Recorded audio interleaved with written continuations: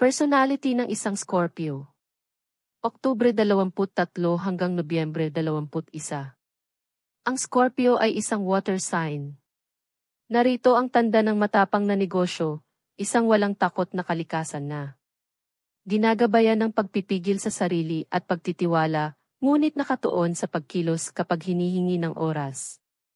Ang namumunong planeta, ang Mars, ay nagbibigay ng kapangyarihan kung saan nakapak ang sign na ito, na nagpapahiwatig ng kagustuhang malampasan ang lahat ng mga hadlang.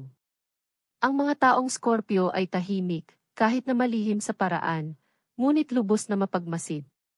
Kapag napukaw na sila sa pagkilos, sila ay determinado, agresibo at nangingibabaw, laging handang ipaglaban ang isang layunin. Kapag nagtatrabaho sila para sa ikabubuti ng iba, tumataas sila sa mataas na taas at iginagalang. Ngunit ang mga taong Scorpio, na laging nasisiyahan sa kanilang sarili, ay maaaring maging dominante at mayabang. Kapag naghahanap ng reforma, nagpapakita sila ng kaunting awa sa mga sumasalungat sa kanila at karaniwan para sa mga taong Scorpio na mag-abot ng isang punto at bigyang katwiran ang kanilang mga aksyon anuman ang tapat na pagsalungat. Birthstone Topaz, Color Red, Power Stone Hematite, Metal Iron, Ruling Planet Pluto. Ang Scorpio ay ang ikawalong sign ng zodiac, at hindi mo dapat basta-basta iyon. Hindi mo rin dapat baliwalain ang Scorpio. Ang mga ipinanganak sa ilalim ng sign na ito ay seryoso sa kanilang misyon na matuto tungkol sa iba. Walang bulol o daldal para sa Scorpio, alinman. Ang mga taong ito ay tututugon sa mahalagang tanong na kumukuha ng mga lihim na nasa loob.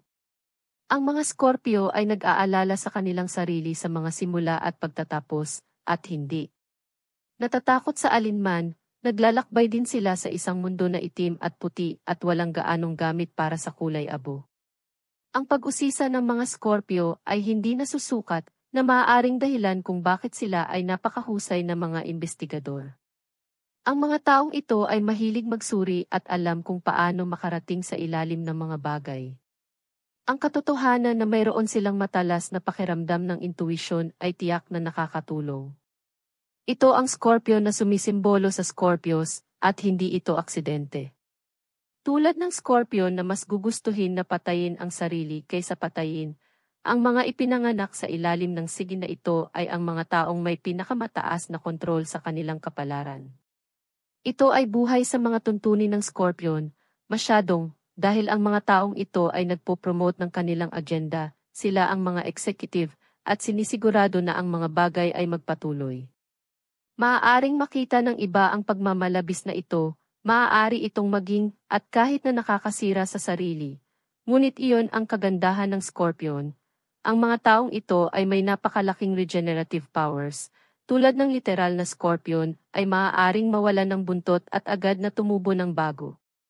Ang mga fearless Scorpions ay bihirang matalo, per se, nagpapatuloy lang sila. Dahil sila ay matigas ang ulo at determinadong magtagumpay, ang katangiang ito ng Scorpio ay naaayon sa fixed quality na itinalaga sa sign na ito. Ang mga Scorpio ay nagsusumikap tulad ng kanilang ginagawa upang balang araw ay maupo sila at makaramdam ng kasiyahan sa kanilang sarili. Ang mga taong ito ay matindi, madamdamin at puno ng pagnanais. Ang mga ito ay masalimuot at malihim din, kaya't huwag asahan na makakakuha sila ng marami mula sa kanila. Baka sila ay maging kahina-hinala at umalis sa yugto ng kaliwa. Pinakamainam na huwag tumaya laban sa Scorpio, dahil ang mga taong ito ay nakakagulat na maparaan.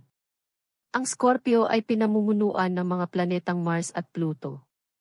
Ang Mars ay ang Diyos ng digmaan sa sinaunang mitolohiyang Romano at ang una at pinakasinaunang pinuno ng Scorpio. Nang matuklasan ang Pluto noong ika-20 siglo, itinalaga rin ito sa tanda na ito. Si Pluto ay kilala bilang Diyos ng underworld noong sinaunang panahon ng Romano, kaya kapag isinama sa Mars, asahan ang ilang matinding enerhiya na tutungo sa Scorpion dito sa Earth. Ang planetary combo na ito ay gumagawa para sa mga taong motivated, tumatagos at may kamalayan. Ang mga Scorpion ay hindi masyadong nakakaligtaan, dahil sila ay lubos na nakaayon sa mga vibrations ng iba. Ang mga ito ay intuitive, probing at napaka-focus sa pag-alam kung sino at ano. Maaaring magalit ang mga alakdan at maging mapaghiganti kapag may humarang sa kanila, kaya pinakamahusay na bigyan sila ng maraming silid. Tandaan, hindi sila natatakot at ang pagkatalo ngayon ay nangangahulugan lamang ng pagkakataon para sa tagumpay bukas. Ang elemento na naugnay sa Scorpio ay tubig. Kabaligtaran sa umaalog na dagat na makikita sa ibang water signs, ang isang mas magandang motto para sa Scorpions ay malalim ang tubig. Ang mga ipinanganak sa ilalim ng sige na ito ay kasing emosyonal ng kanilang mga kapatid sa tubig, kaya lang hindi nila ito maipakita. Ang mga emosyon ng Scorpio ay pinipigilan, pinananatiling nasa ilalim ng takip. Muli, mga lihim na gagamitin sa ibang araw. Iyon ay sinabi, magkaroon ng kamalayan na ang mga taong ito ay matalino, maunawain at palaging nasa halo. Ang kanilang kakayahang makita ang mga bagay ay minsan ay isang sumpa para sa mga Scorpion, gayunpaman dahil maaari silang kumuha ng isang hindi gaanong mahalagang bagay at gawin itong isang malaking bahagyang. Mag-ingat sa Scorpion na nakakaramdam ng crossed. Ang mga taong ito ay maaaring maging mapaghiganti sa anumang oras. Sa kabutihang palad, kapag nakahinga ang mga Scorpion, babalik sila sa kanilang karaniwang determinado at tapat, kahit malakas ang kalooban na paraan.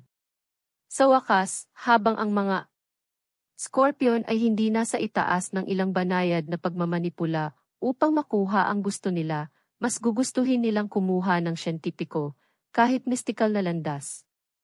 Ang Scorpio-born ay makapangyarihan at madamdamin, mga katangiang nagsisilbi sa kanila ng mabuti, hanggat hindi nila hinahayaan na lumala sila sa self-indulgence o pagpilit. Gustong-gusto ng mga Scorpio ang kompetisyon sa trabaho at paglalaro, kaya naman ipapalabas nila ito sa mga palakasan at laro. Ang mga extreme sports ay nasa eskinita ng Scorpion, tulad ng karamihan sa anumang bagay na susubok sa kanilang katapangan. Kailangang magkaroon sila ng kalaban dahil ginagawa nitong mas masaya ang laro. Ang mga kulay ng Scorpion. Makapangyarihang pula at seryosong itim. Pagdating sa pag-ibig, bagaman, ang mga Scorpion ay lumalambot ng kaunti at nagmamalasakit at tapat sa kanilang mga manliligaw, kahit na kumakapit sila ng kaunti. Ang mga Scorpion ay lusty din sa sukdulan, paano pa, kaya kailangan nilang maging maingat sa kanilang mga reproductive organ. Ang dakilang lakas ng Scorpio-born ay nasa kanilang determinasyon, passion at motivation. Hindi alam ng mga Scorpion ang salitang kit, kaya naman kadalasan ay ginagawa nila ang trabaho.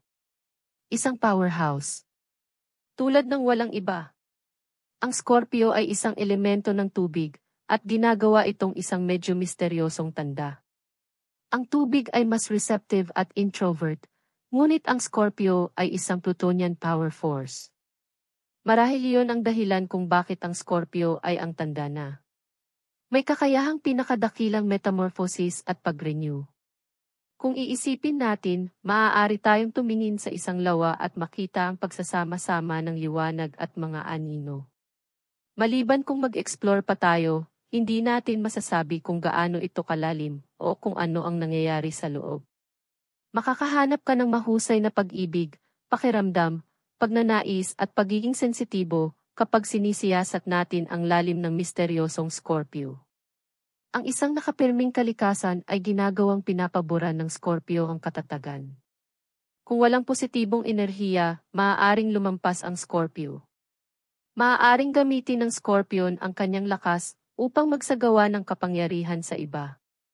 Ang pag-ibig ay maaaring maging isang mas malakas na pagnanasa kaysa sa kahit na ang Scorpio ay maaaring hawakan at ang pagmamay-ari o selos ay maaaring lumitaw.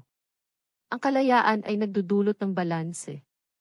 Ang Scorpio na may panloob na seguridad ay maaaring hayaan ang mga kasosyo na tuklasin at manatiling receptive sa kanilang mga pangangailangan.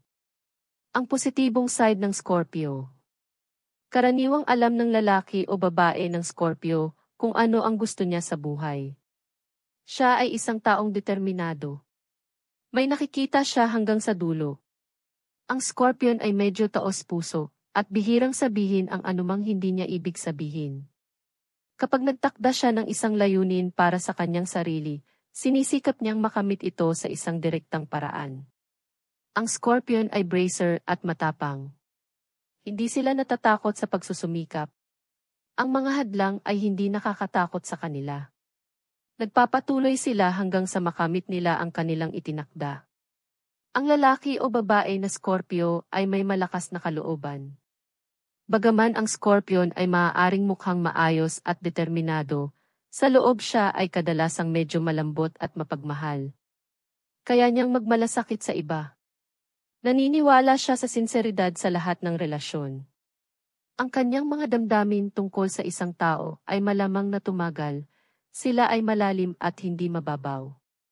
Ang taong Scorpio ay isang taong sumusunod sa kanyang mga prinsipyo anuman ang mangyari. Hindi siya mapipigilan sa landas na pinaniniwalaan niyang tama. Dahil sa kanyang maraming positibong lakas, madalas na makakamit ng Scorpion ang kaligayahan para sa kanyang sarili at para sa mga mahal niya. Siya ay likas na constructive na tao. Siya ay madalas na may malalim na pag-unawa sa mga tao at sa buhay, sa pangkalahatan. Siya ay maunawain at hindi natatakot. Ang mga balakid ay kadalasang tila nag-udyok sa kanya. Siya ay isang positibong tao na nasisiyahang manalo. Siya ay may maraming lakas at mapagkukunan, ang anumang uri ng hamon ay madalas na naglalabas ng pinakamahusay sa kanya. Ang negatibong side ng Scorpio. Ang taong Scorpio ay minsan hypersensitive. Kadalasan ay naiisip niya ang pinsala kapag wala. Pakiramdam niya ay hindi. Nag-abala ang iba na kilalanin siya para sa kanyang tunay na halaga.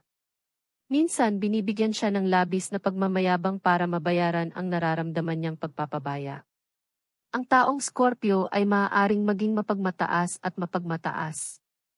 Maaari silang maging tuso kapag inilagay nila ang kanilang mga isip dito at nasisiyahan sila sa pag-outwitting ng tao o mga institusyong kilala sa kanilang katalinuhan.